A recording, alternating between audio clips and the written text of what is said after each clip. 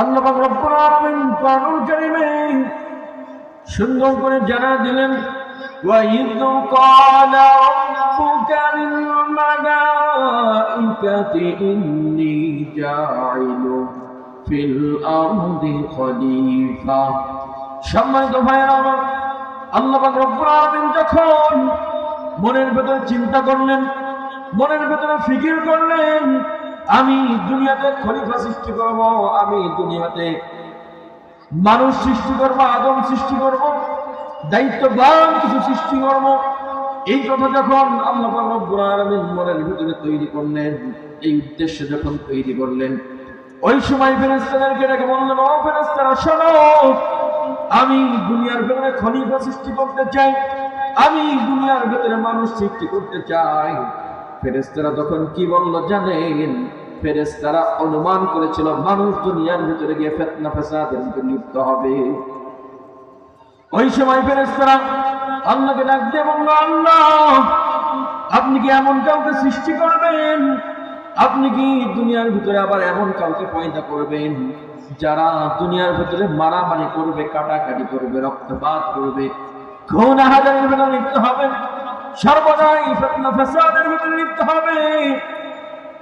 এই কথা যখন ফেরেশতারা আল্লাহ পাক রব্বুল আলামিনকে জানালেন, আল্লাহ পাক রব্বুল আলামিন ফেরেশতাদের এই কথা শুনে উত্তর দিলেন, ক্বালা ইন্নী আ'লামু মা লা তা'লামুন। সম্মানিত ভাইরা আমার, আল্লাহ পাক রব্বুল আলামিন বললেন, ও ফেরেশতারা শোনো, এই মানুষ সম্পর্কে তোমরা যা জানো, তোমরা আমার থেকে কম জানো, আমি যা জানি তোমরা তা জানো না। আল্লাহ পাক রব্বুল আলামিন নিশ্চয়ই ফেরেশতাদেরকে এই কথা জানিয়ে এই কারণে, কারণ আল্লাহর উদ্দেশ্য ছিল মানুষকে দায়িত্ববান হিসেবে সৃষ্টি করেছে, আর যে দায়িত্ব মানুষের কাছে দিয়েছে সেই দায়িত্বটা মানুষ পালন করবে। কিন্তু আজ আমরা কি করি? কোরআনের কথা নাই, আজকে কোরআন আমরা সমাজ থেকে ছেড়ে দিয়েছি। শুধু মাহফিলের প্যান্ডেলে যখন বসি তখন আমাদের কোরআনের কথা মনে আসে, আবার যখন মাহফিলের প্যান্ডেল থেকে চলে যায় তখন আমাদের কোরআনের কথা আর মনে থাকে না, ঠিক কিনা? এজন্য উদাত্ত আহ্বান করব, ইসলামের পথে আসেন, কোরআনটাকে নিজের জীবনের সংবিধান হিসেবে গ্রহণ করে নেন এবং এই কোরআন অনুযায়ী দুনিয়ার ভিতরে চলাফেরা করেন। ইনশাআল্লাহ আপনার সকল কিছুর ভিতরে বরকত দিয়ে যাবেন। একজন চিল্লায় বলেন, তিনি কে? আল্লাহ আমার রব, ওই রবি আমার সব, দমে দমে তনু মনে তারি অনুভব। বলেন না, আল্লাহ আমার রব, ওই রবি আমার সব।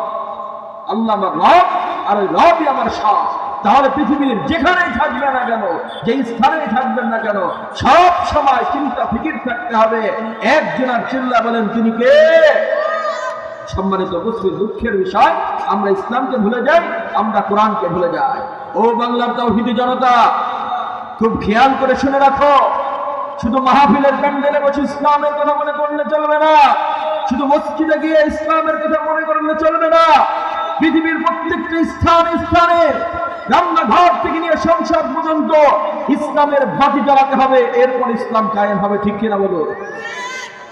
সম্মানিত ভাইয়েরা, যেই কথা বলছিলাম, আল্লাহ পাক রব্বুল আলামিন মানুষকে যে দায়িত্ব নিয়ে সৃষ্টি করেছেন সেই দায়িত্বটা হচ্ছে কোরআন মানুষের জীবনের সংবিধান হবে। আর এই সংবিধান হিসেবে মানুষ কোরআনকে মেনে নিয়ে কোরআনের উপর অটল থেকে নিজের জীবনকে পরিচালনা করবে। তাহলে মানুষের দায়িত্বটা কি বলেন? আল্লাহর গোলামি করা, আল্লাহর হুকুম মানা। আর আল্লাহর হুকুম মানা মানে কোরআনের রাজ কায়েম করা, ঠিক কিনা বলো?